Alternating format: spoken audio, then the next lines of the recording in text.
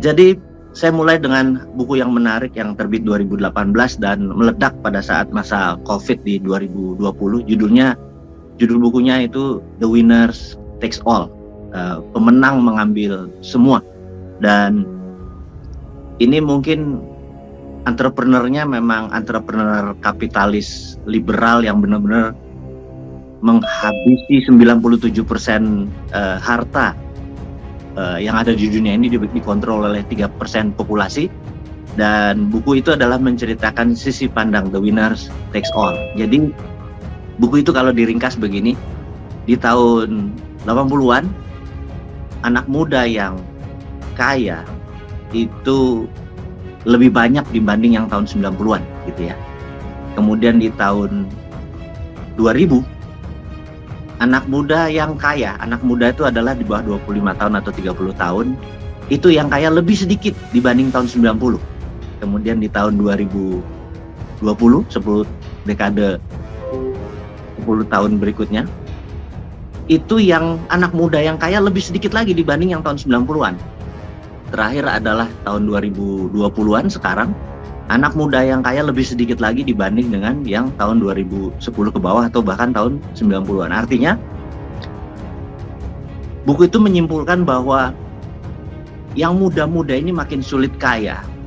Karena winner, pemenang-pemenangnya sudah diambil duluan oleh mereka-mereka kapitalis liberalis yang sudah berkuasa sejak lama.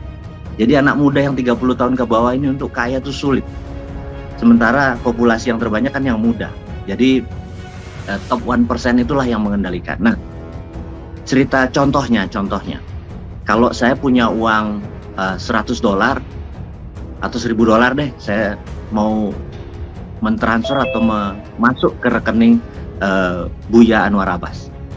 Kita datang ke Bank Mandiri misalnya, kemudian kita datang ke teller, kita ngisi formulir, kita bayarkan $1.000, kemudian clerk atau kasir yang di depan bank tadi akan mengetik sebuah perintah, kemudian minta notifikasi ke New York, kemudian dari New York, bank dari New York tadi akan menotifikasi di sebuah kota kecil di Switzerland namanya Basel, B-A-S-E-L, Basel. Nah, begitu Basel bilang oke, New York bilang confirm, Bank Mandiri bilang oke, masuklah $1.000 tadi ke rekening Buya Anwar Abbas dan ditambah fee, jadi terdiskon sekian persen, misalnya $2 atau $3 gitu ya. Nah, Bank Mandiri mengambil fee, New York Bank mengambil fee, dan Basel mengambil fee. Siapapun kita, kalau menggunakan dolar di seluruh dunia perharinya saat ini, maka sistem perbankan atau banking system itu menguntungkan posisi dolar dan menguntungkan sebuah keluarga yang tinggal di Basel, Switzerland tersebut. Nah, keluarga tersebut yang di Switzerland, yang di kota yang namanya Basel itu adalah the winners-nya, the winners takes all gitu ya.